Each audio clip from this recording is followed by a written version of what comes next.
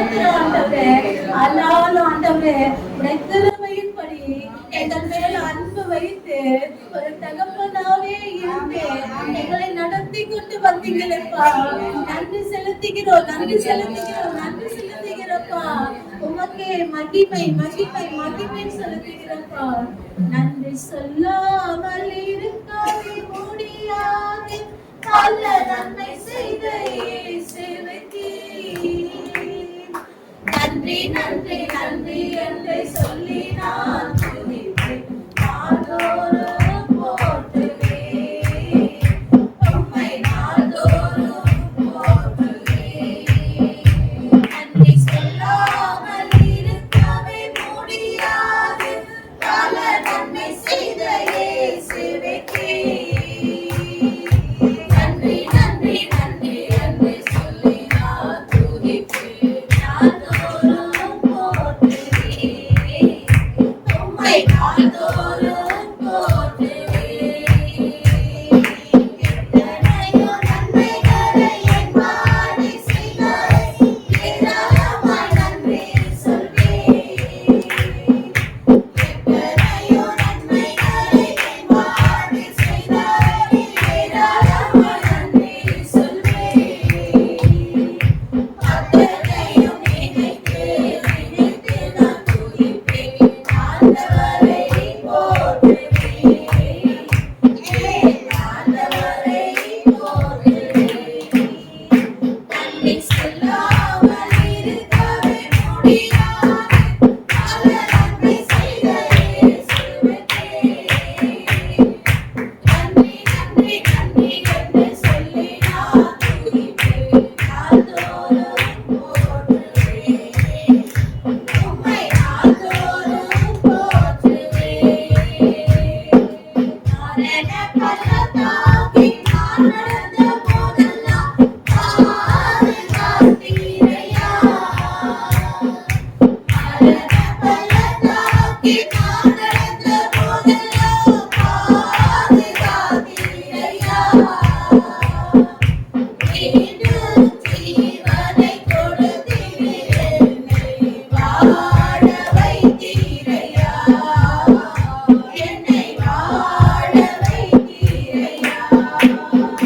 நன்றி சொல்லாமல் இருக்கவே முடியாது, பல நன்மை செய்த இயேசுவுக்கே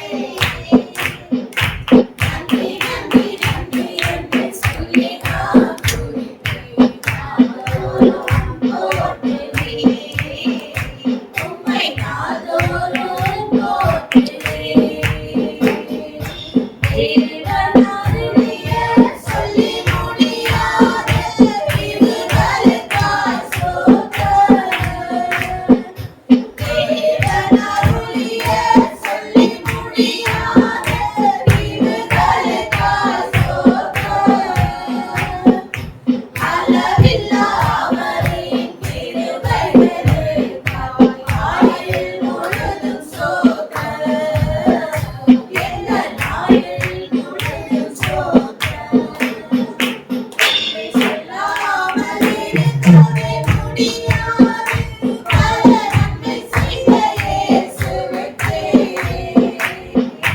நன்றி நன்றி நன்றி என்று சொல்லி நான் துதிப்பேன். நாள்தோறும் போற்றுவேன், உம்மை நாள்தோறும் போற்றுவேன். நன்றி சொல்ல ஆயிரம் நாவுகள் போச்சு. அல்லேலூயா. நன்றியோடு நன்றியோடு ஸ்தோத்திரிக்கிறார்.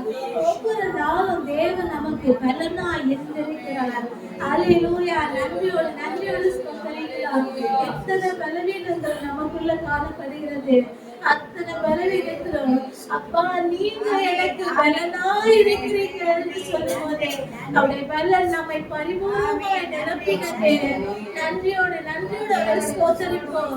நீரே என் பலன், நீர் என் அடைக்கலம், ஆபத்து காலத்தில் என் துணை.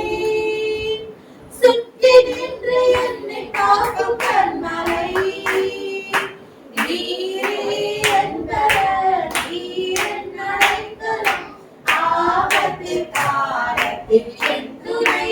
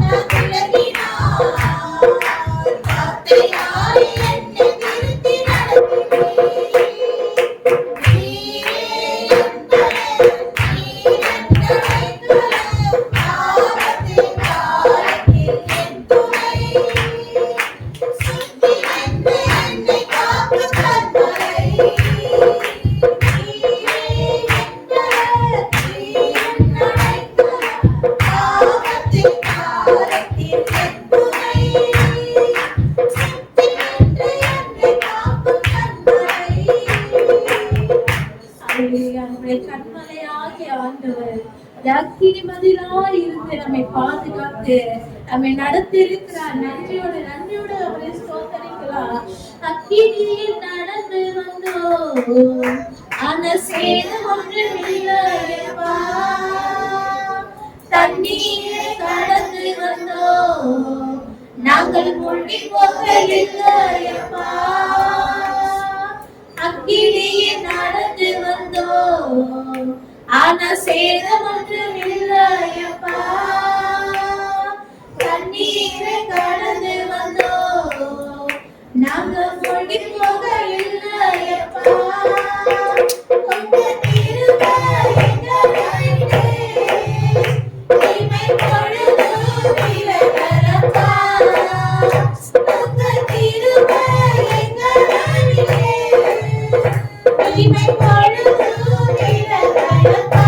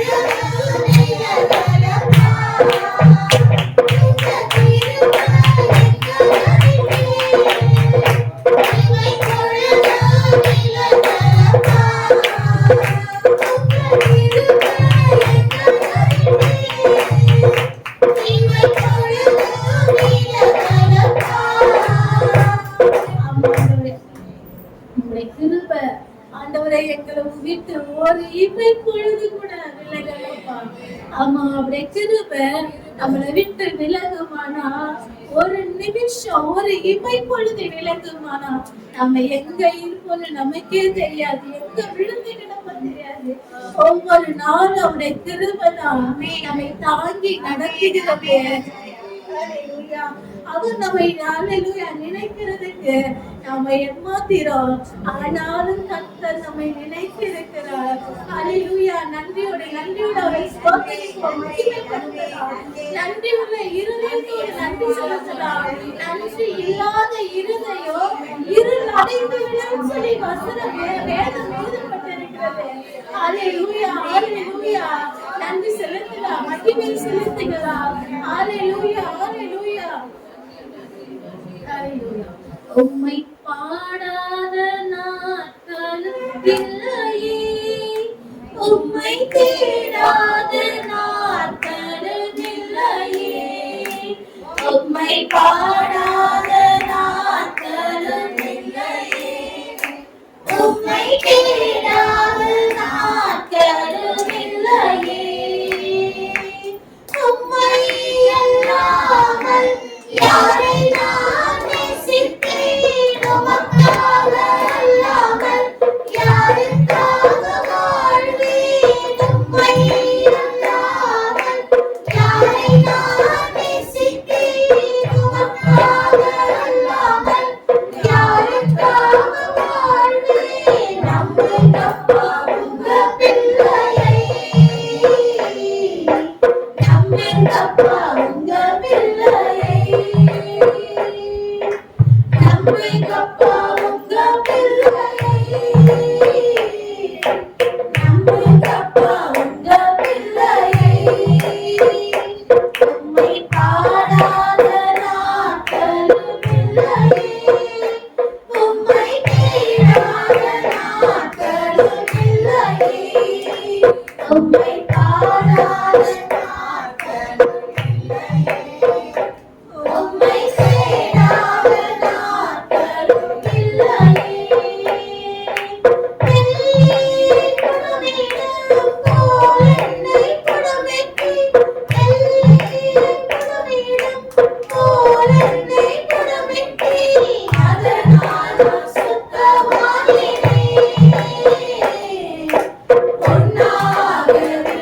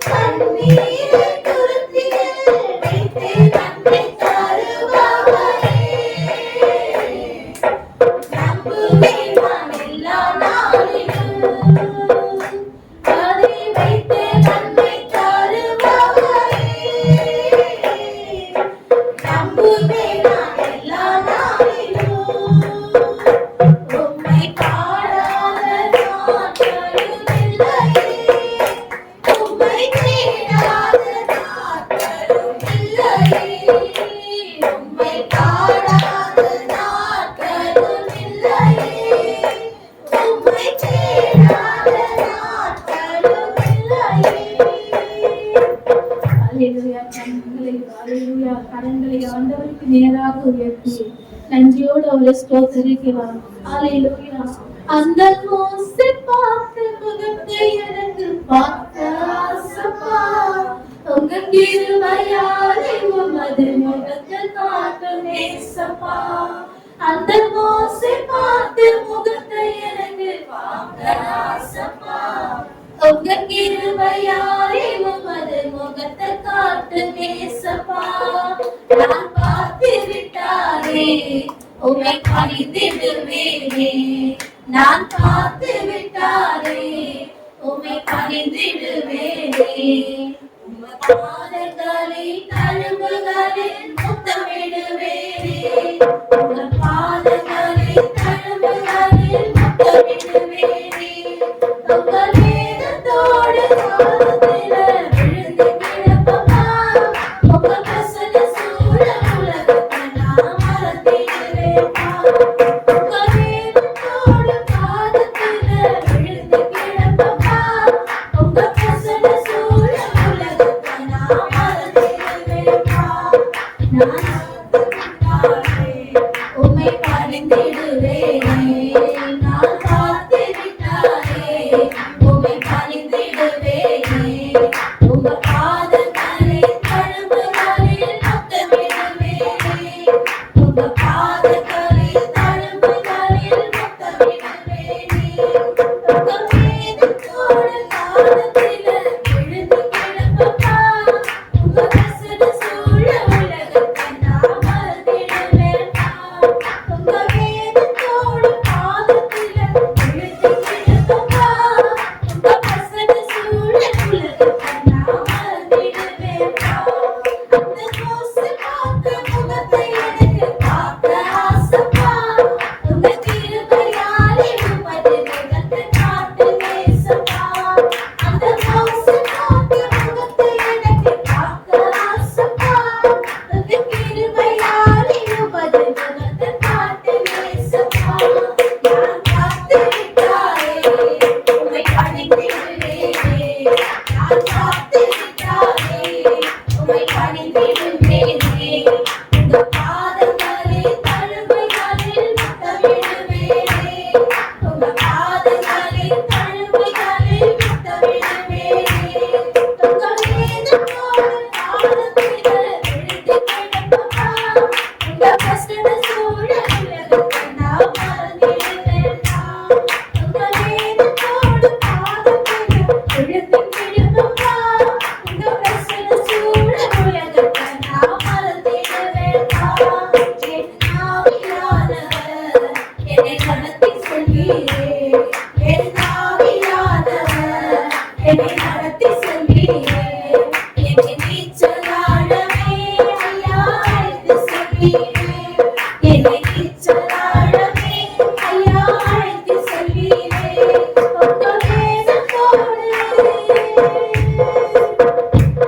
என்னை தேற்றிடவே எனக்குள் வந்த ஆவியானவரே, என்னை முத்திரையிட்டு முத்தங்களை வந்து ஆவியானவரே, என்னை தேற்றிடவே எனக்குள் வந்த ஆவியானவரே, என்னை முத்திரையிட்டு முத்தங்களை வந்து ஆவியானவரே.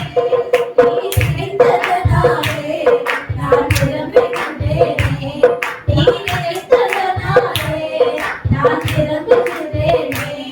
உங்க அபிஷேகத்தால் அடிமையான பிழைத்து கொண்டேனே, உங்க அபிஷேகத்தால் அடிமையான பிழைத்து கொண்டேனே, உங்க அபிஷேகத்தால் அடிமையான பிழைத்து கொண்டேனே. Thanks God. Thank you, God. Thank you, God. Lord of us, Shandara, Master, Allah, இறக்கும் நிறைவில் கஞ்சினாகவே சமூகத்தின் நன்மைகளின் நாணயங்களை இறக்கினார். துதிக்க தண்ணீராக்களுடைய மறித்தவர்கள் நம்மளத்தில் இறங்கி தேவனை துதியாது. நாங்களும் இது முதல் என்றென்றைக்கும் நன்றி. பிரசன்னத்தில் ஆண்டவரே நாங்கள் எங்களை அர்ப்பணிக்கிறோம். உங்கள் தேசத்தை நீர் ஆசீர்வதித்து தேசத்திற்கு சேமத்தை தாரும். இயற்கை பேரழிவுகளுக்கு விலக்கி தேசத்து தலைவர்களை ரட்சியும். ஆகவே இந்த நாட்களிலே தேசத்திலே நடக்கிற குளறுபடிகளை எல்லாம் மாற்றும். ஆகவே உங்கள் சித்தம் நிறைவேற்ற சபைகளை ஆசீர்வதிக்கிறார். ஊழியக்காரருடைய சுகத்தை விரும்புகிற நீர் ஒவ்வொருவரையும் நீர் பலப்படுத்தி ஆசீர்வதிக்கிறார். இந்த சபைகளிலே நடக்கிற பரிசுத்த ஆராதனைகளை கர்த்தர் ஆசீர்வதிக்கிறார்கள். தேவ ஜனங்கள் பெறனடைவார்களாக, ஆரோக்கிய சுகம் பெறுவார்களாக, சத்திரின் வல்லமை அழிக்கப்பட்டு போவதாக, கிருபை தாங்குவதாக, ஒவ்வொரு குடும்பமும் தடை நிபுணமையாக செழிப்பார்களாக, பலத்த கரம் ஒவ்வொரு நேரம் இருக்கும்படியாக செபிக்கிறோம். தொடர்ந்து எங்களை வழிநடத்தி ஆசீர்வதியும். இயேசு கிறிஸ்து நிலையத்தை நாமத்தினால் செபிக்கிறோம். ஜீவனோடு நடக்கிறார். சங்கீதம் 122வது சங்கீதம்.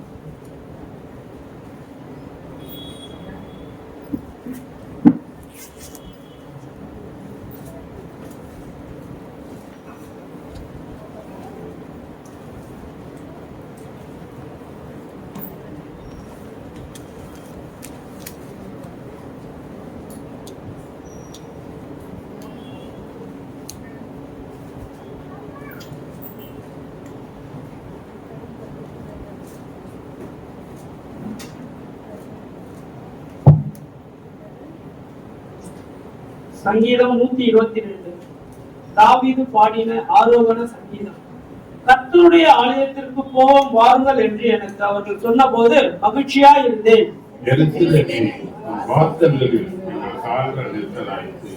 எருசலேம் இசைவினைப்பான நகரமாய் கட்டப்பட்டிருக்கிறது. அங்கே இஸ்ரவேலுக்கு சாட்சியாக கர்த்தருடைய ஜனங்களாகிய கர்த்தரின் நாமத்தை ஸ்தோத்திரிப்பதற்கு போகும். அங்கே தாவீதின் வம்சத்தாருடைய சிங்காசனங்கள் ஆகிய நியாயாசனங்கள் வைக்கப்பட்டிருக்கிறது.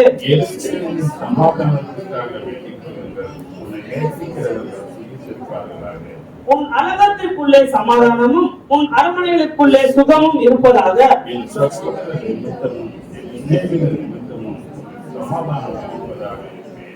எங்கள் தேவனாகிய கர்த்தரின் ஆலயத்தின் நிமித்தம் உனக்கு நன்மை உண்டாக தேடுவேன். 6, 7, 8 வசனங்களை நாம் சேர்த்து வாசிப்போம். எருசலேமின் சமாதானத்துக்காக வேண்டிக் கொள்ளுங்கள். உன்னை நேசிக்கிறவர்கள் சுகித்திருப்பார்களாக. உன் அரங்கத்துக்குள்ளே சமாதானமும் உன் அரண்மனைக்குள்ளே சுகமும் இருப்பதாக. என் சகோதரர் நிமித்தமும் என் சிலைகள் நிமித்தமும் உன் சமாதானம் இருப்பதாக. சங்கீத தியானம் மரட்சிபா. கரங்களை தட்டி உற்சாகமாக கொண்டு அந்த வார்த்தைகளை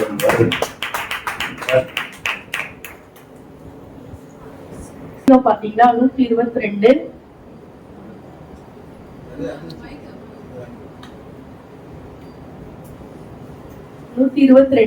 7ஆம் வசனம்.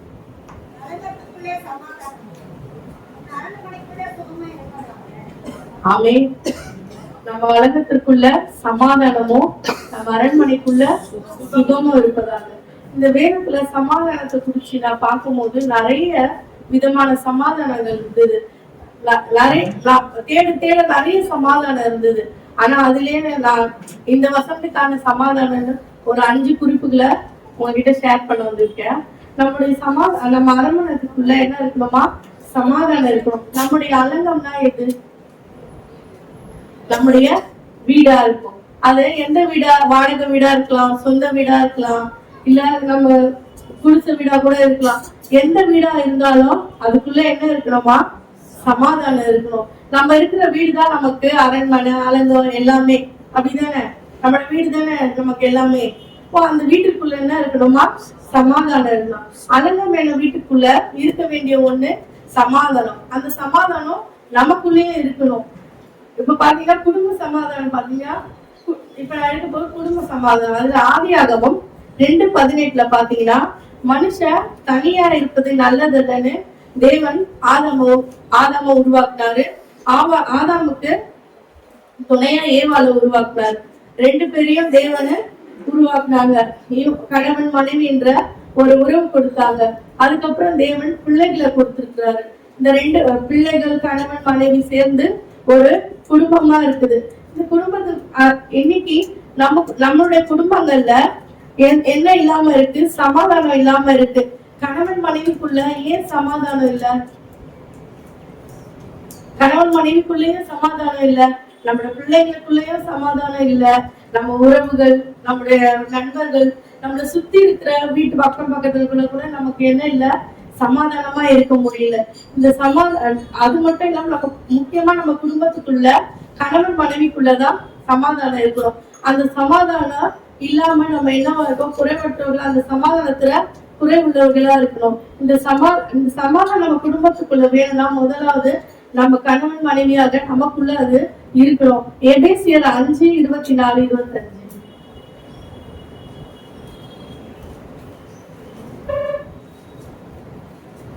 ஆகையால் சபையானது கிறிஸ்துவுக்கு கீழ்ப்படுகிறது போல மனைவிகளும் தங்கள் சொந்த புருஷனுக்கு எந்த காரியத்தையும் கீழ்ப்படிந்திருக்க வேண்டும். புருஷர்களே மனைவிகளில் அன்பு கூறுங்கள், அப்படியே கிறிஸ்து சபையில் அன்பு கூறுங்கள்.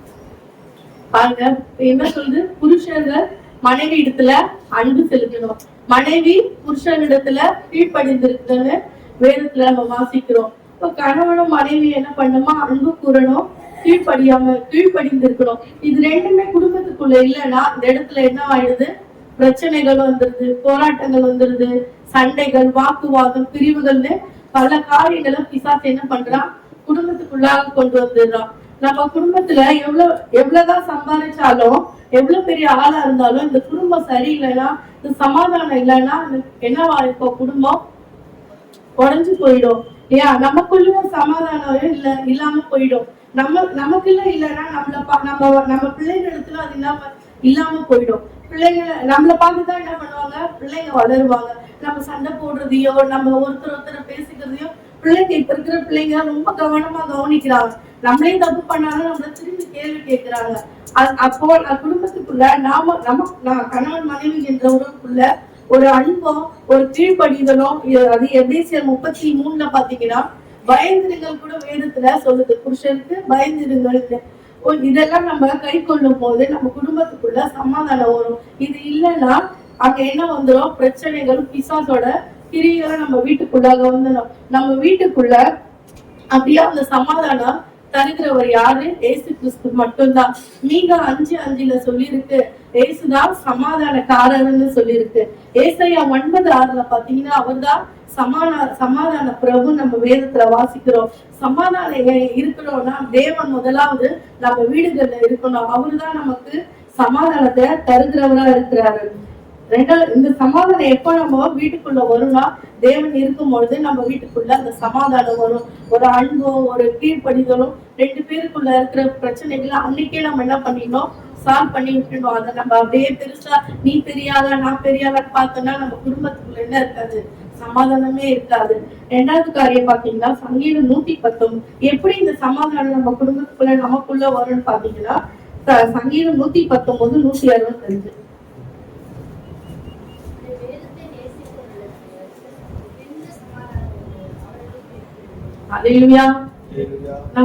என்ன சொல்றாங்க? வேதத்தை வாசிக்கிறவங்களுக்கு மிகுந்த சமாதானம் உண்டு. ஒவ்வொரு நாளும் நம்ம என்ன பண்ணோம்? நம்ம வேதத்தை வாசிக்கும் போது நம்முடைய இருதயத்துக்குள்ள அந்த சமாதானம் வரும். வேதத்தை வாசிக்கும் பொழுது ஆண்டவர் நமக்கு என்ன பண்ணுவாரு? ஒவ்வொரு காரியங்களை சொல்லி கொடுப்பாரு, நிறைய ரகசியங்களை சொல்லி கொடுப்பாரு. தேவனுக்கும் நமக்கும் ஒரு ஐக்கியம் உண்டாகும். தேவன் யார் என்பதை நம்ம தெரிஞ்சுக்கலாம். வேதத்தை நம்ம இப்படியா நம்ம வாசிக்கும் போது நமக்குள்ள ஒரு தேவ சமாதானம் வரும். நமக்குள்ளாக வரும்போது அது நம்ம குடும்பத்துக்குள்ளாக அந்த சமாதானம் வந்து தங்குவோம். 2வது காரியம் பாத்தீங்கன்னா ஏசாயா 26:3.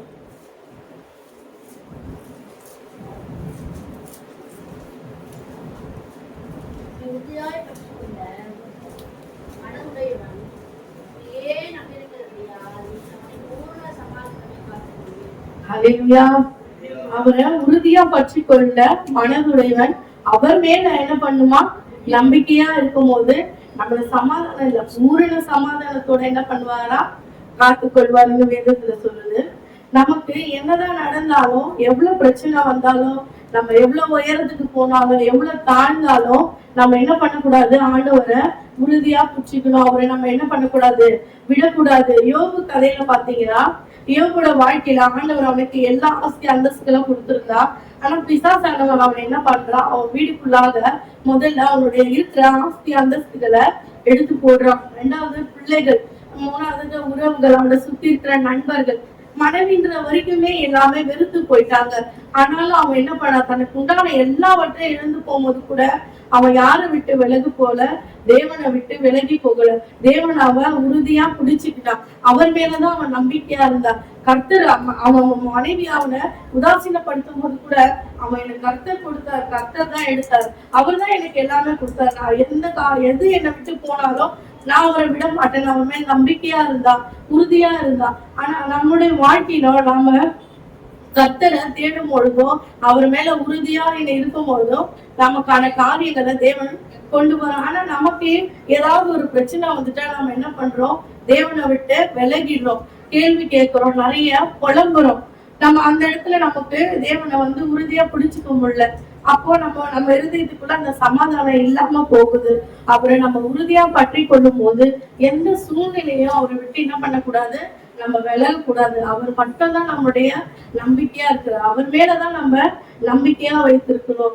இப்படி இருக்கும் பொழுது யார் இருக்கிறாங்களோ அப்படி இருக்கிறவங்களுக்கு தான் தேவன் பூரண சமாதானத்தோட காத்துக்கொள்வேன்னு சொல்றாரு. மூல கதையை பாத்தீங்கன்னா ஏசாயா 48:18.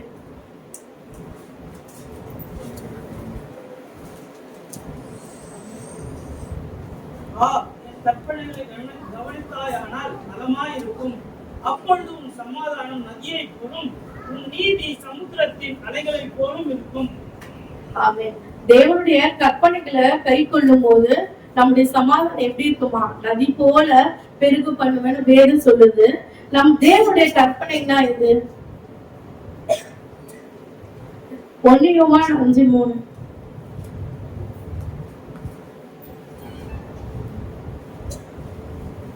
தேவனுடைய கற்பனைகளை கைக்கொள்வதே அவரிடத்தில் அன்பு கூறுவதாம். அவருடைய கற்பனைகள் பாரமானவர்களும் அல்ல. ஆமென். தேவனுடைய கற்பனைகளை கை கொள்வதே அன்பு கூறுவதாம். முதலாவது நம்ம தேவனிடத்துல என்ன பண்ணுமா? அன்பு கூறணும் தான் அவரோட முதலான கற்பனையா இருக்குது.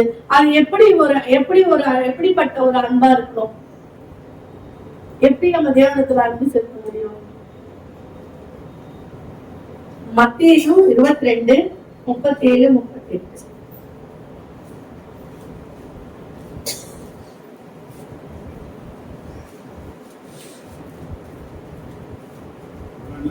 அவனை நோக்கி, தேவனாலே கட்டளையிடு, முழு இதயத்தோடும் முழு ஆத்துமாவோடும் முழு மனதோடும் அன்பு கூறுவாயாக. பிரதான கற்பனை. பாருங்க, எப்படி அன்பு செலுத்துவோமா தேவனிடத்துல? உன் முழு இருதயத்தோடும் உன் முழு ஆத்மாவோடும் முழு மனதோடும் அன்பு செலுத்தணும். அன்புதான் முதலான கற்பனை. அந்த அன்பை எப்படி செலுத்தணுமா? முழுமையா செலுத்தணும். அப்படி நம்ம செலுத்தும் போது தேவனுடைய கற்பனைனா அன்பு. அந்த அன்பை நம்ம தேவனிடத்துல கொடுக்க முடியும். அப்படிதானே? தேவன்கிட்ட நம்ம அன்பை கொடுக்கணும்னா நம்ம முழு மனசோடுதான் தேவனிடத்துல கொடுக்க முடியும். தேவன் நமக்கான கொடுத்த கற்பனைகள் 10 கற்பனைகளை கூட கொடுத்திருக்காரு. கட்டளைகளை உபாகமத்திலயும் நம்ம வாசிக்கலாம். 10 விதமான கற்பனைகள் படி நம்ம நடந்தா நம்மளுடைய சமாதானம் எப்படி இருக்குமா? நதியை போல தேவன் பெருக பண்ணுவேன்னு சொல்லியிருக்காரு. நதிக்கு ஏதாவது அணை போட்டு அடைக்க முடியுமா? இல்ல அதை தடுக்க முடியுமா? நதி எப்படி ஒரு இடத்துல இருந்து எங்க போய் முடியும்னு தெரியாது, பாட்டு போயிட்டே இருக்கும்.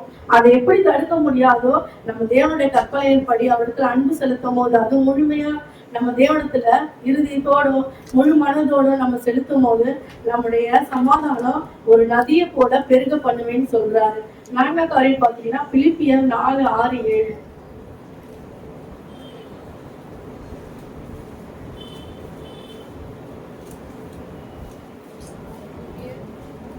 நீங்கள் ஒன்றுக்கும் கவலைப்படாமல் எல்லாவற்றையும் குறித்து உங்கள் விண்ணப்பங்களை ஸ்தோத்திரத்தோடு கூடிய ஜெபத்தினாலும் வேண்டிதலாலும் தேவனுக்கு தெரியப்படுத்துங்கள். ஆமென். என்ன சொல்றது இந்த வேதத்துல, இந்த அதிகாரத்துல, நீங்கள் ஒன்றுக்கோ கவலைப்படக்கூடாதுன்னு சொல்லியிருக்கு. எல்லாவற்றையும் எல்லா காரியங்களை குறித்தும் விண்ணப்பங்களாலும் ஸ்தோத்திரங்களாலும் தேவனுக்கு தெரியப்படுத்துவாங்க. இந்த கவலை நம்மள என்னங்க பண்ணோம், நம்ம எவ்வளவு பெரிய போல்டான ஆளா வெளியில காட்டிக்கலாம், இல்ல எனக்குள்ள கண்ணீரே வராதுன்ற அளவுக்கு நம்ம வெளியில காட்டினாலும் கவலைன்னு வந்துட்டா நம்ம தனியா என்ன பண்ணிடுவோம், உடைஞ்சு போயிடுவோம்.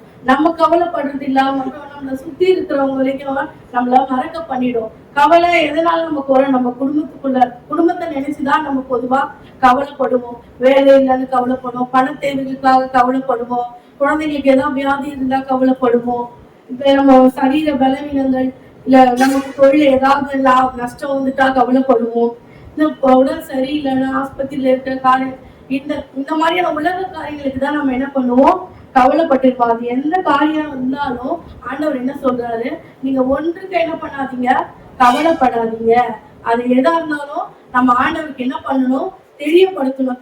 நம்ம சொல்லலைனாலும் ஆண்டவருக்கு அது தெரியாது. ஆண்டவர் நம்ம கிட்ட இருந்து விரும்புறதுன்னா நாம அவர்கிட்ட பேசணும், நம்ம அவருக்கு தெரியப்படுத்தணும். எனக்கு நம்ம அவர்கிட்ட ஜபிக்கும் போது நம்மளோட தேவைகளை ஆண்டவர்கிட்ட சொல்லும் போது நம்ம இருதயத்துல இருக்கிற ஒரு மனுஷங்க கிட்ட எவ்வளவு நேரம் நம்மளுடைய தேவைகளை சொல்லுவோம். அதுக்கான ஏதாவது ஒரு சொல்யூஷன் அப்படிதான் தர முடியாது. நிரந்தரமா இருக்குமான்னா தெரியல.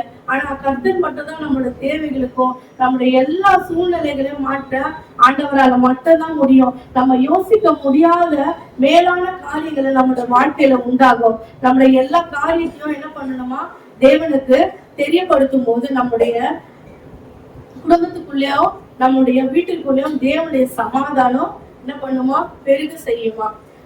இந்த சமாதானம் மட்டும் இல்லாம நமக்கு சுகமா வேணும் இல்லையா, நம்ம அரண்மனைக்குள்ள மார்க் 5:34 பாருங்க.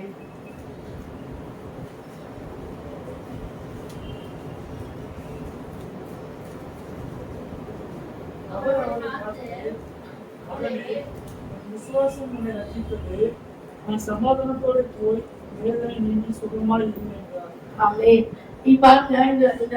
இந்த அதிகாரத்தை வாசிச்சோம்னா ஒரு பெரும்பாடுள்ள ஸ்திரீயை பத்தி தான் போட்டிருக்கு. அதுல பாத்தீங்கன்னா அந்த ஸ்திரீ ஒரு 12 வருஷமா பெரும்பாடு உதிர போக்குனால ரொம்ப வேதனைப்பட்டு கொண்டு இருப்பா.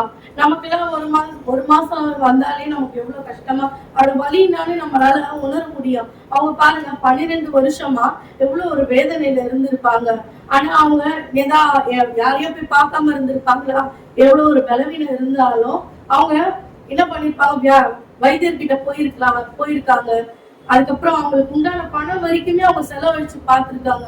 அந்த 12 வருஷமா அவங்களுக்கு என்ன கிடைக்கல, அந்த சுகம் கிடைக்கல. ஏசப்பா எங்கேயோ யாரும் சொல்லியிருக்கலாம், கேள்விப்பட்டிருக்கலாம். அதை கேட்ட உடனே அவங்களால எழுந்து போக முடியாத அளவுக்கு இருந்தாலும் தேவன் கிட்ட போனா நமக்கு சுகம் கிடைக்கும்ன்ற ஒரு பட்சத்துல அவங்க என்ன பண்றாங்க, அந்த கூட்டத்துக்குள்ளாக தேவன் கடந்து போகும்போது அவர் வஸ்திரத்தை தொடும் போது அங்கிருந்து ஒரு வல்லமை புறப்பட்ட அந்த இடத்துலயே அவங்க உதிர நின்று போய் அவங்க வேதனை நீங்கி போய் அவங்க அந்த மாதிரி இருக்கும் போது அவங்க இருதயத்துக்குள்ள எப்படி ஒரு மனநிலையா இருந்துக்க பாருங்களா. கூட அந்த வேதனையோட அமைதியா இருக்க முடியுமா, அவங்க இருதயத்துக்குள்ள சமாதானம் இல்லாம இருக்கிறது யாருக்காவது தெரிஞ்சிருக்குமா.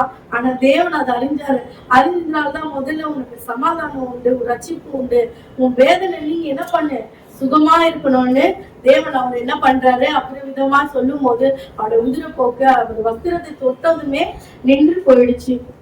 இன்னைக்கு நம்மளுடைய வீடுகளில யாராவது உடம்பு சரியில்லாம இருக்கலாம், ஆஸ்பத்திரியில இருக்கலாம், டாக்டரால கைவிடப்பட்ட சூழ்நிலையாக இருக்கலாம், வியாதி படுக்கையில் இருக்கலாம். இன்னைக்கு ஆண்டவர் நம்ம குடும்பத்திலேயும் ஒரு சமாதானத்தையும் சுகத்தையும் என்ன பண்ண போறாரு, தர போறாரு.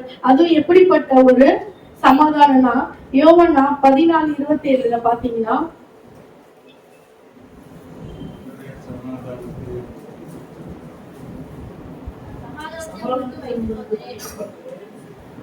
என்னுடைய சமாதானத்தை உங்களுக்கு கொடுத்து உலகம் கொடுத்த பிரகாரம் நான் உங்களுக்கு கொடுக்கிறதில்லை, இருதயம் கலங்காமலும் பயப்படாமலும் இருக்கிறார்கள். ஹல்லேலூயா. பாருங்க, எந்த சமாதானத்தை விட்டு போகிறாரா, அவருடைய சமாதானத்தையே நம்மளுக்கு கொடுத்து விட்டு போயிருக்கிறாரா. உலக பிரகாரம் இல்ல, உலக பிரகாரம்னா அந்த நேரத்துக்கு மட்டும்தான், அந்த தேவைக்காக மட்டுமே தான் இருக்கும். ஆனா ஆண்டவர் கொடுக்கிறது விசேஷித்தமான நம்ம வாழ்க்கையில கொடுக்க போகிறார். இன்னைக்கு நம்ம குடும்பங்கள்ல சுகம் இல்லாம இருக்கலாம், கணவன் மனைக்குள்ள பிரச்சனைகள் சமாதானமா இல்லாம இருக்கலாம். ஆனா ஆண்டவர் இந்த வேலையில நம்ம குடும்பத்துக்கு என்ன பண்ண போற, அரண்மனைக்குள்ள சமாதானமும் நம்ம அலமத்துக்குள்ள சுகமும் தங்கியிருக்க பண்ண போகிறார். நம்ம வேதத்தை வாசிக்கும் பொழுது நம்ம குடும்பத்துக்குள்ள சமாதானம் வரும். அவர் உறுதியா பற்றி கொண்டு அவரை நம்பி இருக்கும் போது நம்ம குடும்பத்துக்குள்ள சமாதானம் வரும். அவர் கற்பனைகளை படி நடக்கும் பொழுதும் தேவனுக்கு நம்முடைய காரியங்களை தெரியப்படுத்தும் போதும் நம்முடைய குடும்ப அலங்கத்துக்குள்ளேயும் அரண்மனைகளுக்குள்ளேயும் சமாதானத்தை தேவன் பெருக பண்ண போகிறார். இந்த வார்த்தைகள் கர்த்தர் கொடான்னு சொல்லுங்க.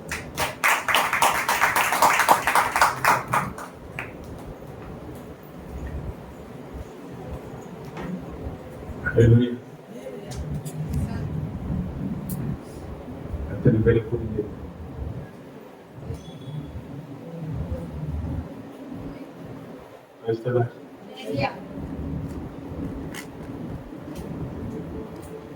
அலங்கத்திற்குள்ளே சமாதானம், அரண்மனைக்குள்ளே அரண்மனை என்பது வீடு அல்ல, அரண்மனை தான் வீடு. அரண்மனை என்பது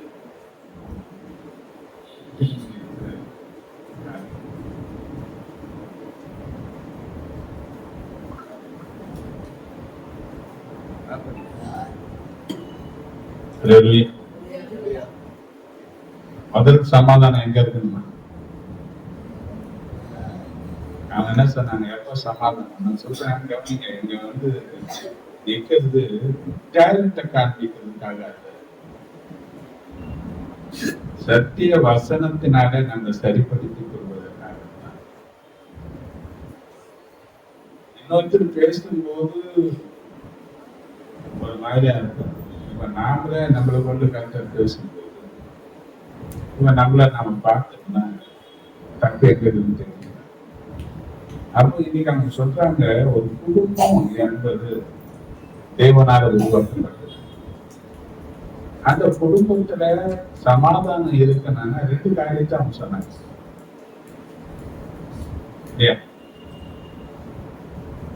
புருஷன் தன் மனைவி மேல அன்பு காட்டணும், மனைவி தன் புருஷனுக்கு இருக்கு.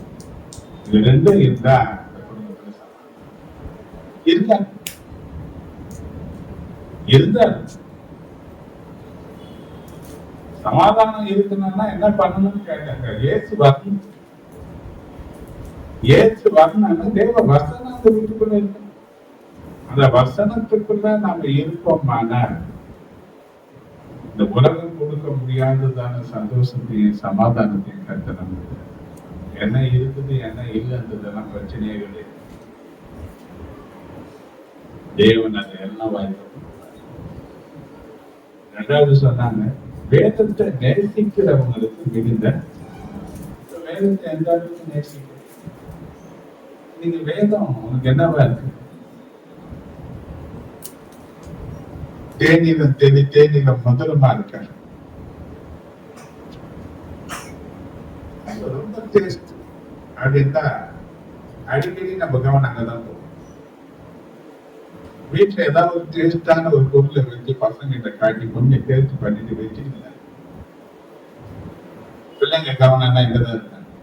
அது காலி பண்ற வரையில் என்ன பண்ணுவாங்க, போவாங்க, எடுப்பாங்க, நாம பார்த்துட்டு என்ன விதி வேலை நாம வந்து தெரியும்.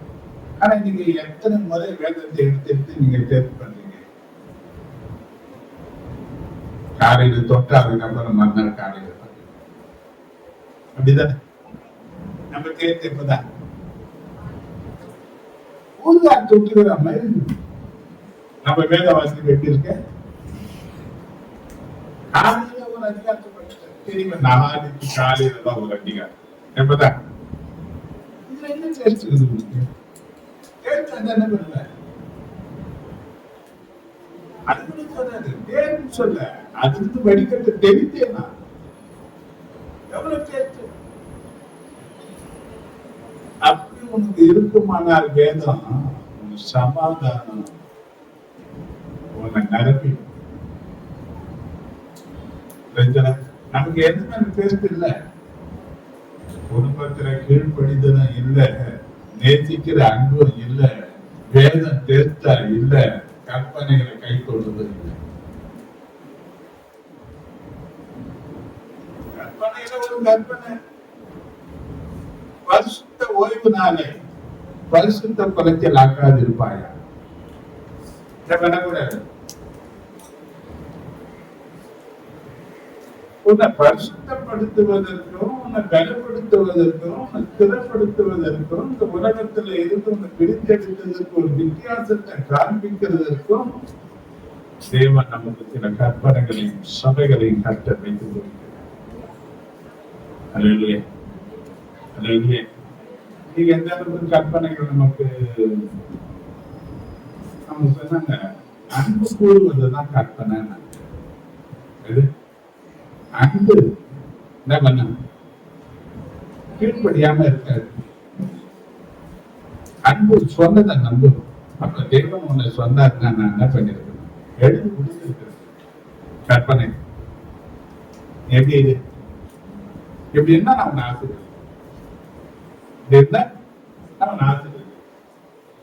பொய் சொல்லுவாரு, பொய் சொல்லுவாரு. நாம பொய் சொன்னாலும் அவர் சொல்ல மாட்டார், நம்ம சொல்லுவோம். ஏன்னா நாம பொய்யும் இருக்க நிறைய காலத்துல என்ன பண்ணோம், பொய்ய போல பெரிய, அதாவது மெய்ய போல பேசுறதுக்கு நம்மள மிஞ்சின அழகு. ஆனா தேவன் சொன்னதை சொல்லித்தான். நீங்க எந்த அளவுக்கு கற்பனைகளை கை கொண்ட சமாதானம், கை கொண்ட சுகவாழ்வு, கை கொண்ட செடி எங்க இருக்கா? உன் அரண்மனைக்குள்ளேயும் இருக்கான், உன்னை சுத்திலுமா இருக்கிற அலங்கத்திற்குள்ளேயும் எங்க இருக்கா? அப்ப வேலைத்தலமாக இருக்கலாம், உறவுகளாக இருக்கலாம், சுற்றிலும் சூழ்ந்து இருக்கிற ஜனங்களாக இருக்கலாம், சமுதாயமாக இருக்கலாம், எந்த இடத்திலையும் ஒரு பூரணமான சமாதானம் இருக்கணும்னா கற்பனைகளை கைக்கு நதியை போல புரண்டோடுகிற சமாதானம், புரண்டோடுகிற அந்த ஆசீர்வாதம் யாருனாக இருக்குன்னா, நீங்க நம்ம எதை கை கொள்ளல, கேட்கலாம். ஆனா சில காது கேட்காது, கேட்டாலும் அது போல நடக்காது. என்ன பண்ண எனக்கு கொஞ்சம் கடினப்படுத்திக்கிறாங்க இவங்க. நான் சொல்றேன், நான் பல முறை சொல்லி இருக்கிறேன். நான் அடிக்கடி சொல்லுவேன், நான் வலையில வந்தவன் கிடையாது, நான் தூண்டில வந்தவன். வலை முதல்ல போட்டேன், வந்து அப்படியே எகிரி எதிர போனேன், திருப்பி கடலுக்குள்ளே போயிட்டேன், உலகத்துக்குள்ளே போயிட்டேன். ஏன்னா விட்டாதாரு அவர் நினைச்சிட்டாரு போட்டு இவனுக்கு எல்லாம் வலை சரிப்பட்டு வராது. என்ன போடு, உங்களுக்கு என்ன வேணும், வலை வேணுமா தூண்டில் வேணுமா? தூண்டில் போட்டு மீன் பிடிச்சி இதை பார்த்துக்கிறீங்களா? பிடிச்சு தாக்குறீங்களா? எடு விட்டுவாங்க மீனை, மாற்ற வர கொஞ்ச நேரம் அமைதியா இருக்க, கொஞ்சம் கொஞ்சமா தொடும்.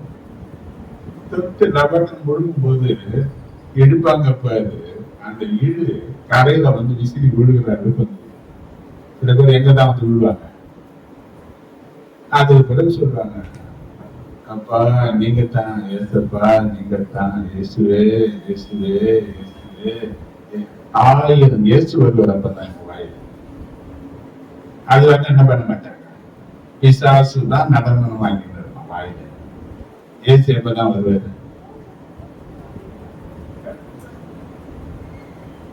Yesaya 58:13 நல்லா தெரிஞ்சுக்கிட்டான். என் பரிசுத்த ஓய்வு நாளாகி, ஓய்வு நாளே உனக்கு இஷ்டமானதுபடி. அந்த 16ஆம் வசனம் சொல்லப்பட்டிருக்கிற வார்த்தை பார்த்து, அப்பொழுது கர்த்தரின் மனமகிழ்ச்சியாக இருப்பார். பூமியின் உயர்ந்த இடங்களில் உன்னை ஏறி இருக்கும்படி பண்ணி, தகப்பனாகி யாக்கோபின் சுதந்திரத்தை நான் என்னை போஷிப்பேன். கர்த்தருடைய வாயிலை சொல்லிட்டு எங்க ஏறி இருக்க மன மகிழ்ச்சினால நிரப்புவாங்க. நமக்கு என்ன வேணும்? மன மகிழ்ச்சி. இல்ல கொஞ்ச நேரம் என்டர்டைன்மெண்ட் போயிட்டு வந்து கிடைச்சிடுமா, பீச்சுக்கு போனா கிடைச்சிடுமா, இருக்கிற மகிழ்ச்சி போயிடும். போகும்போது மகிழ்ச்சியா இருக்கும், வரும்போது மகிழ்ச்சியா இருக்கு. ஏன்னா இருக்குதானே போயிடும். ஒரு ஹோட்டலுக்கு போகும்போது மகிழ்ச்சி இருக்கு, ஆனா எல்லாம் முடிஞ்சிட்டு வரும்போது மகிழ்ச்சி போயிடும். ஆனா பழகிட்டாரு எல்லா இடத்துக்கும் போகும்போது இருக்கு. ஆனா இங்க வரும்போது சொல்றாரு மன மகிழ்ச்சியான கெம்பீரி கேட்கலாம். எத்தனை நம்பிக்கையான வார்த்தைகள், எத்தனை விசுவாசத்தை உருவாக்கக்கூடிய வார்த்தைகள், எத்தனை அற்புதமான காரியங்களை உங்கள் வாழ்க்கையை நடப்பிக்க வார்த்தைகள், எத்தனை எதிர்காலத்தை உருவாக்கக்கூடிய வார்த்தைகள். தேவன் தன் வார்த்தையை நம்மளோடு கூட இடைப்படுகிறார் என்பதை நீங்கள் விசுவாசித்தீர்களான கர்த்தர் வாழ்க்கையை நிறைவேற்றி தருகிறார். எனவே பெரிய மன மகிழ்ச்சி. பல நேரம் எனக்கெல்லாம் ஒரு வாழ்க்கையே இல்லை என்ற நிலையில வளர்ந்தவன். இன்னைக்கு வந்து எத்தனையோ நெருக்கங்கள், பிரச்சனைகள், போராட்டங்கள், பலவீனங்கள் வந்த போதிலும் கூட கர்த்தர் அந்த சந்தோஷமா தான் இருக்கு.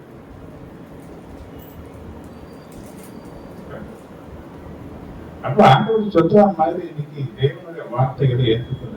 அதனாலதான் இப்ப அவங்க கிட்ட சொல்லும் போது பார்த்தீங்கன்னா சொல்லிட்டாங்க. இப்ப அவங்க தனியா விசாரிச்சாங்கன்னா எத்தனை முறை அவங்க டேஸ்ட் பண்ணிருப்பாங்க, பைபிளை எடுத்து பார்த்துருப்பாங்க, கேட்டு பார்த்தீங்கன்னா சொல்லுவாங்க. ஆனா இந்த வாரம் பைபிள் எடுத்த மாதிரி அவங்க எந்த நாளும் எடுத்துருப்பாங்க. இவங்க மட்டும் இல்ல, நீங்க வந்தாலும் அபித்தம் பண்ணல, எப்பதான் டேஸ்ட் பண்ண. இங்க வந்தாதான் அலையிலுயா வருது, இங்க வந்தாதான் தோட்டங்களை வருது, இங்க வந்தாதான் எல்லாமே வரும். ஆனா அங்க போனா என்ன பண்ண மாட்டாங்க. ஏன்? அங்கேயும் வரணும். அதுக்குதான் உன்னை இங்க நிக்க வைக்கணும். இப்ப இங்க சொல்ற வார்த்தை இப்ப வீட்லயே இருக்கணும், கீழ்ப்படிதல் அங்கேயே இருக்கணும். அங்க இருந்தா இங்க வந்தா எல்லாருக்கும் சமாதானத்தை சொன்னே உன் குடும்பத்துல அது பூரணமாக அனுபவிக்க கைகளை உயர்த்தி ஆண்டவரை நன்றி ஸ்தோத்திரம். நல்ல சங்கீத தியானத்துக்காக நன்றியோட ஸ்தோத்திரம் சொல்ற. மகன்கள் தேறினவர்களாக வளரும். நம்ம தான் இருக்கிறோம். அப்பா திருத்திக்கலாம், அப்பா திருத்திக்கலாம். ஆனா இங்க வளர்ச்சிக்கு வர முடியாத அளவுக்கு வெக்கப்பட்டு சில பேர் சொல்றாங்க ஒண்ணுமே தெரியாது. எல்லாம் தெரியாதவங்க தான் ஆண்டவருக்கு வேணும். எல்லாம் தெரிஞ்சவங்க எல்லாம் தெரிஞ்சவங்களுக்கு என்ன தெரியும். அவங்க எதுவும் சொல்லக்கூடாது. அந்த பரிசையை போல ஆள் என்ன தெரியாது. பாவியா இருக்கிற ஆள் தான், நான் பாவின்னு சொல்ற ஆள் தான். ஏன்னா அவங்கதான் கிரியை செய்ய முடியும், பரிசுத்தை பார்க்க முடியும். நான் ரொம்ப பரிசுத்தவான்கிட்ட என்ன பண்றது? எல்லாம் எனக்கு தெரியும். நான் அப்படி இருக்கிறேன், அப்படி இருக்கிறேன்னு கேட்டு அப்படியே இருப்பேன். வளருங்க, எதிர்பாருங்க, என்ன பயன்படுத்தணும் கேளுங்க. எனக்கு ஒரு சந்தர்ப்பத்தை கொடுங்க, நான் உண்மையா இருக்கிறாங்க, என்னோட பேசுங்க. இப்படி நீங்க ஆண்டவருடைய சமூகத்துல உங்களை அர்ப்பணிக்க அர்ப்பணிக்க அர்ப்பணிக்க அர்ப்பணிக்க கர்த்தர் உங்களோடு இடைப்படுகிறத நீங்க பார்த்துக்க. சாதாரணமாலாம் வளர முடியாது. கொடுக்கிற சந்தர்ப்பத்தை பயன்படுத்துங்க, ஆராதனையில பங்கெடுங்க. ஆராதனை ரொம்ப அவசியம். ஆராதனை நமக்கு தெரிந்து கொண்டதே கர்த்தரை ஆராதிக்கணும். இப்ப நான் சொல்றேன், இப்ப பரலோகம் போகணும்னு எத்தனை பேர் விரும்புறீங்க? எனக்கு சொல்றேன், வாய் தந்து பேசுங்க. பாருங்க அம்மா லட்சுமி அம்மா, எல்லாத்துக்கும் தூங்க அந்த மாதிரி கொஞ்சம் சீக்கிரமா. எத்தனை பேர் பாக்கல, எத்தனை பேர் பரலோகம் போறேன்னு நினைக்கிறீங்க? வாய் தருங்க. நரகத்துக்கு போறேன்னு நினைக்கிறவங்க ஏன் பரலோகத்துக்கு போனான்னு நினைக்கிறீங்க? அங்கதான் இருக்குது, ஏன் நரகத்துக்கு இருக்க மாட்டாரு? ஏன் அங்க இருக்கிறதுக்கு என்ன இருக்கு பரலோகத்துல? வாய்த்தரங்க. நான் சொல்றேன், இதே கேள்வி வெளியாரா கேட்டாலும் உனக்கு பதில் சொல்ல தெரியும். அப்படி என்னதான் இருக்கு பரலோகத்துல? தேவன் எதுக்கு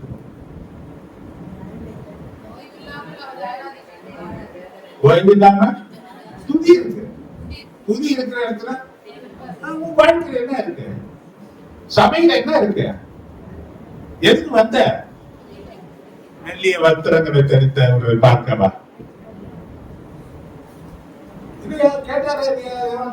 எதிர்பார்த்து நீங்க போனீங்க.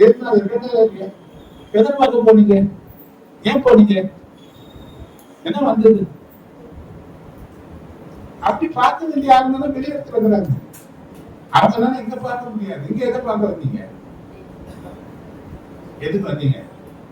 ஏன் உன பிரிச்செடுத்த? ஏன் உன தன் பிள்ளையா தெரிஞ்சுக்கிறாங்கன்னா நீ அவரை ஆராதிப்பதுதான் முக்கியமான வேலை. எது முக்கியமான வேலை? பரலோகத்துல என்னதான் ஆராதனை தான். நம்ம இந்த பரலோகத்துல செய்யப்படுவது போல கிரிப்புல மாதிரி சொல்லுவாங்க. இங்க என்ன பண்றாங்க? ஆராதனை இருக்கா? நமக்கு நேரம் இருக்கா? இந்த ஆராதனை 6 நாள் எப்படி கேட்டு ஒழுங்கி போங்க. இந்த 4 நாள் சொன்ன இருக்கா? இருக்கா?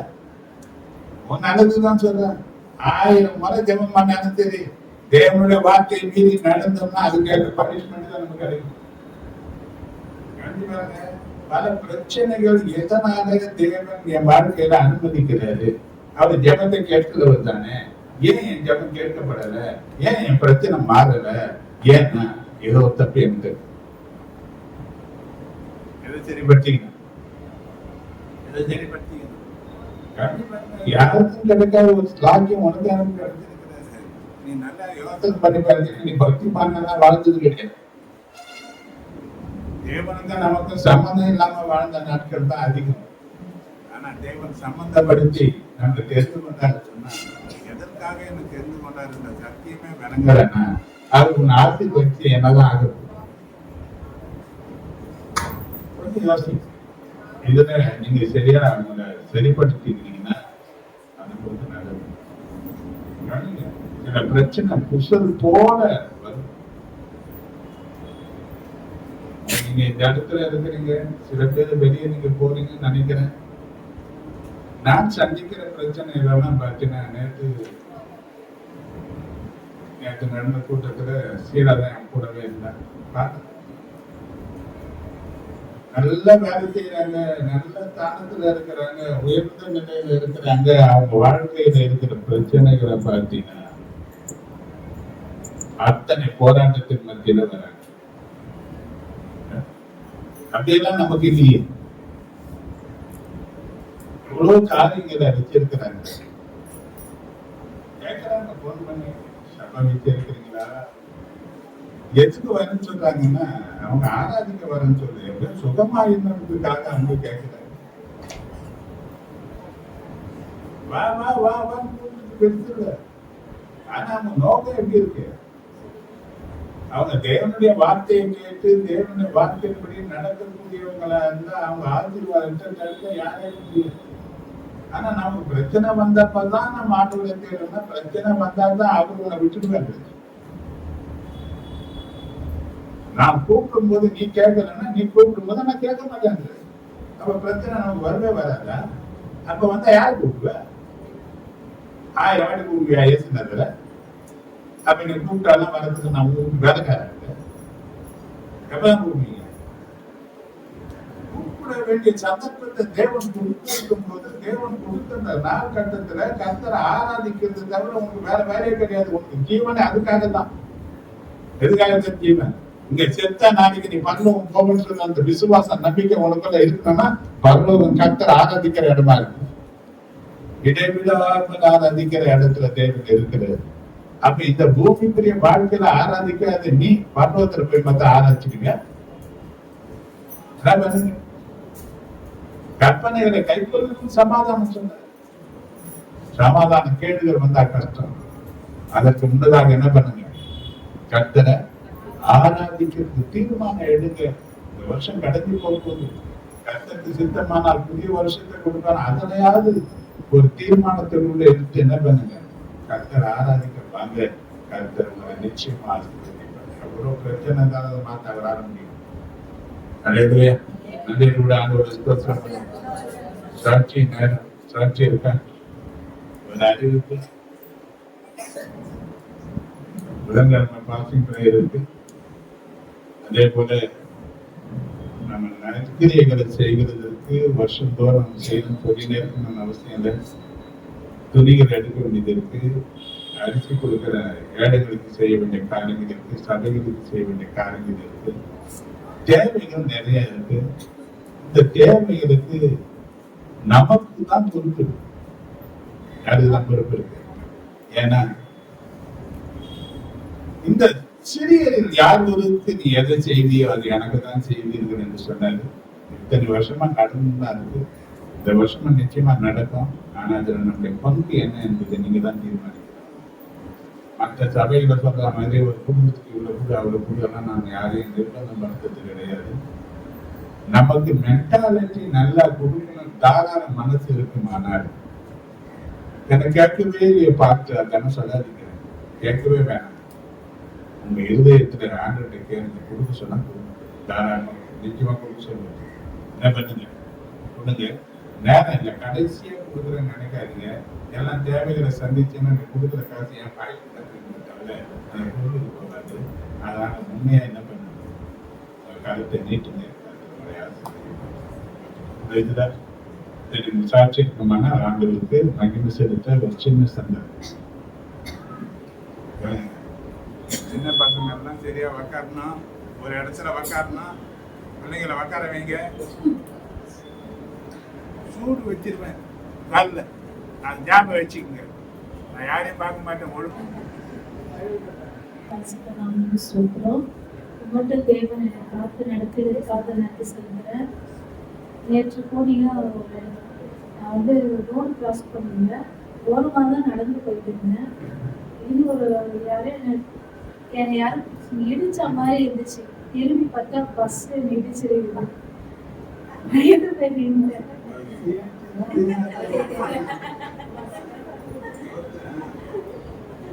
பயந்து போயிட்டேன். அப்புறம் அந்த இடத்துல ஒரு மாதிரி படகுன்னு ஆயிடுச்சு. இன்னும் ஆண்டவரே ரொம்ப ஸ்லோத்துல ஜீவனை பாதுகாத்தீங்க, அதற்காக நன்றின்னு சொன்னேன். கத்த தீமைக்கு என்னை விலைக்கு பாதுகாத்துனால கத்தருக்கு ஸ்டோன்.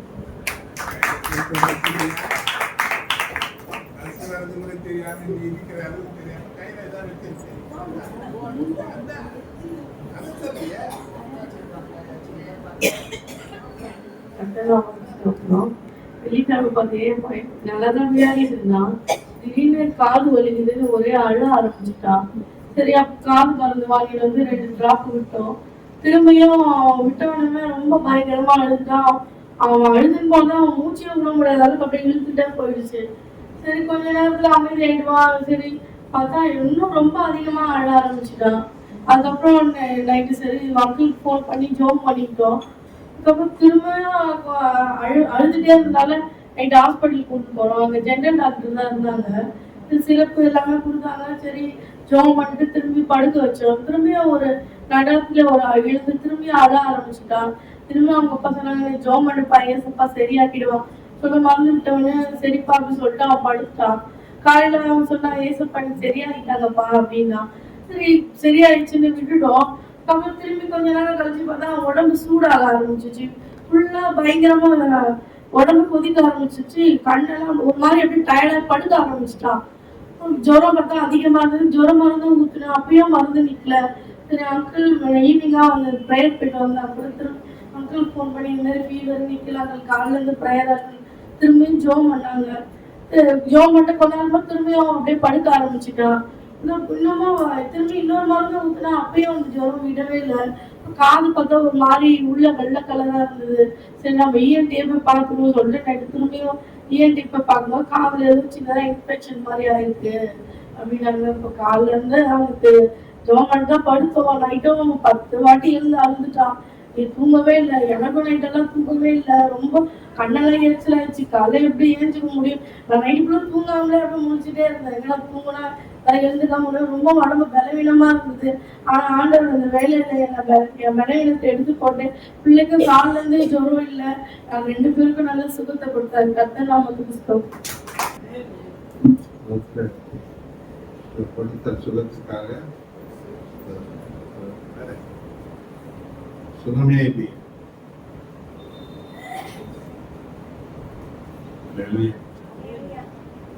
கர்த்தர் எனக்கு நல்லவராகவே இருக்கிறார். நேற்று நேர ஊழியம் அது நேற்று சாஸ்திரிகள் மத்தியில் ரொம்ப கொஞ்சம் கடினமானதான் இருக்குது. அதை பார்த்து எனக்கு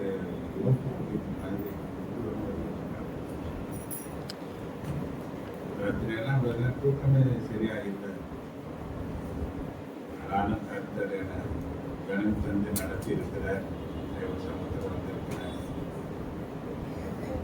கர்த்தர் கொடுத்த ஆரோக்கிய சுகத்துக்காக நான் நன்றியுள்ளவனா இருக்கிறேன். கர்த்தருக்கு மிகவும் இந்த சாட்சியை கர்த்தர் ஆசீர்வதிப்பார்.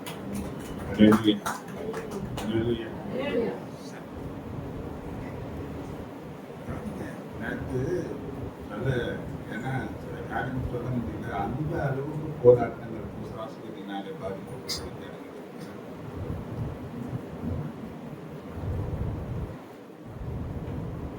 தூரமாக இருந்தாலும் வராங்க. பல இடங்களில் சுகமாக பாடிச்சு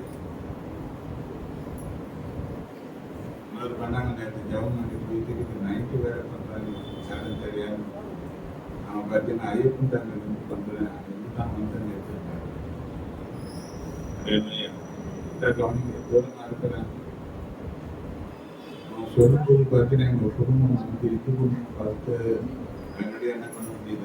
எனக்கு பிரச்சனை இருக்கு, எனக்கு பேர்பட்ட போராட்டம் இருக்கு. எப்படி அவங்க சொல்றாங்க. இவங்கெல்லாம் பார்த்தீங்கன்னா நல்ல நிலையில இருக்கிறாங்க. கோச்சிங்களாதான் இருக்கிறாங்கன்னு நினைக்கிறேன். இது இருக்கு. நமக்கு நிறைய பொறுப்புகள் இருக்கு. நாம மற்றவங்களுக்கு வெளிச்சமா இருக்கணும், மற்றவங்களுக்கு நீ ஆசீர்வாதமா இருக்கணும், நீ வளர்ச்சி அடையணும் என்பதுதான் என்னுடைய அடிக்கடி சொல்லுவேன். எரியாவுக்கு பின்னாடி ஒரு எரிசாக்கு பின்னாடி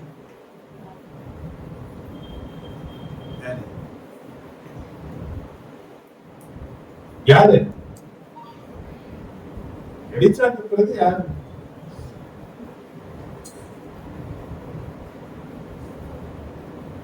நீ யாரா இருக்க விரும்புறீங்க?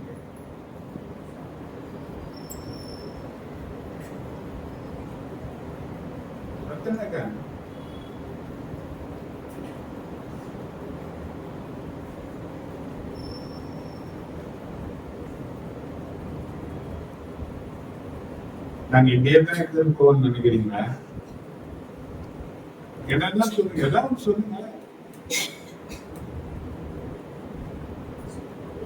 4 பேர் வந்தாலும் பாலிட்டிக் பிரேல வரதான் செய்யறேன். நான் சொல்லி இருக்கிறேன். வேற எங்கேயாவது ஒரு மீட்டிங் போனாலும் எனக்கு 2000-3000 ரூபாய் கிடைக்கும். ஒரு மீட்டிங் போனாங்க ஏதாவது ஒரு தேவைக்காக செஞ்சுக்கிறேன். ஆனா நான் வரதான் செய்யறேன். இது வந்தாலும் நானும் ஏதோ சோறு ஆக்கி எடுத்து கொடுக்கத்தான் செய்வேன். அப்படி இருக்கிறத என்ன பண்ண மாட்டேன். எங்க வரணும்? எப்பதான் எழுந்திருப்பீங்க? நீ மலை மேல இருக்கிற பட்டணமா, மலைக்கு கீழே இருக்கிற ஆள? மேல இருக்கிறாரா கீழே இருக்கிறாங்க? மேல இருக்கீங்கன்னா வெளிச்சம் இருக்கு, கீழே இருந்தா வெளிச்சம் இருந்தா போதும். எங்க இருக்க விரும்புறீங்க? கடைசி காலங்கள் போகுது. கடைசி நாட்கள், இந்த வருஷத்துல கடைசி காலங்கள் போறோம். கவனிச்சுனே ஒவ்வொரு மர சொல்லிக்கிற அந்தீவிர ஒரு புயல் உருவாகுது, ஒரு புயல் உருவாகுது, ஒரு புயல் உருவாகுது. அதே நேரத்தில் சொல்லலாம் மற்ற வெளிநாட்டுல எல்லாம் பார்த்தீங்கன்னா ஒரு கிராமம் பட்டணையை அழிச்சுன்னு போகுது. நிறைய மரணங்கள் புயல்ல. ஏன் அங்க வந்து இது வராது? வருமா வராது? என் அடிச்சு பயங்கரிக்கிற காற்று இங்க அடிக்காதா? இங்க அடிச்சா நமக்கு எது? அப்ப ஆபத்து நாளை தப்பித்துக் கொள்வதற்கு ஜெபம் பண்ணுங்கன்னு சொல்லி கற்றுக் கொடுத்திருக்கிறார் ஆண்டவர். அந்த ஜெபிக்கிற ஒரு நாளை கூட உன்னால வர முடியல. நான் கேட்கிறேன், நீங்க என்னதான் விசுவாசி? நீங்க என்னதான் விசுவாசி? என்னதான் கலெக்டர் வேலை பார்த்தா கூட ஒரு நாள் லீவு நான் எழுதுங்க.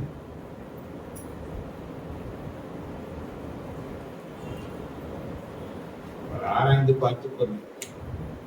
யாரையும் கண்டிப்பா கடிந்து சொல்லணும்னு எனக்கு அவசியம் கிடையாது. உன் நன்மைக்குதான் சொல்றேன். ஒரு நன்மைக்குதான். சந்தர்ப்பங்கள் கிடைக்கும் போது கர்த்தருக்காக நீ பயன்படுத்தி கொண்டாய். எதை செய்தாலும் அந்த கர்த்தருக்கும் செய்தீங்கன்னா பலன் ஒரு நாள் நிச்சயமா இருக்கு. ஆனா நேரங்களையும் காலங்களையும் பயன்படுத்த தவறிட்டினா அந்த நேரங்களும் காலங்களும் ஒரு நாள் நமக்கு கிடைக்காது. கிடைக்காத நேரத்துக்கு நீ கதறியும் பிரயோஜனம் கிடையாது.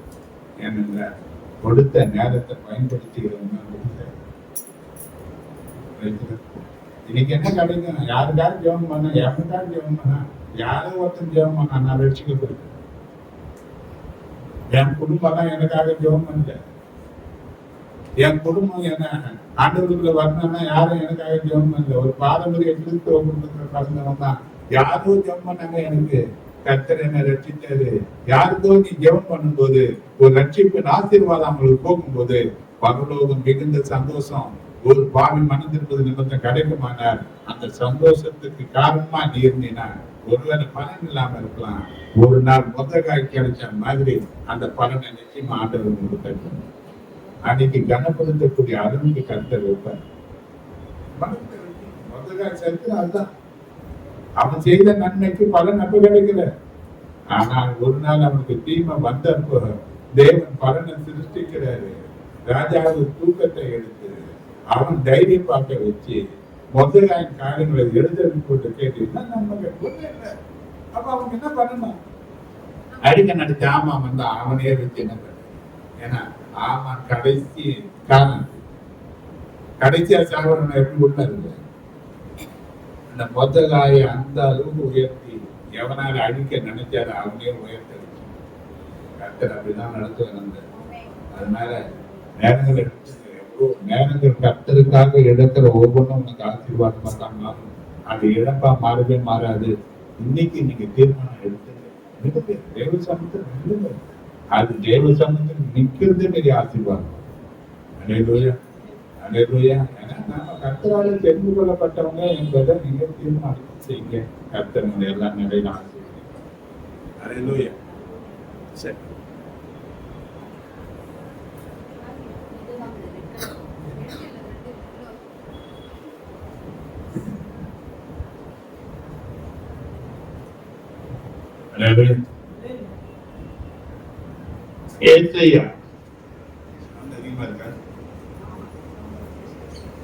கொஞ்சம் சாமி என்ன வாக்கு தத்தான்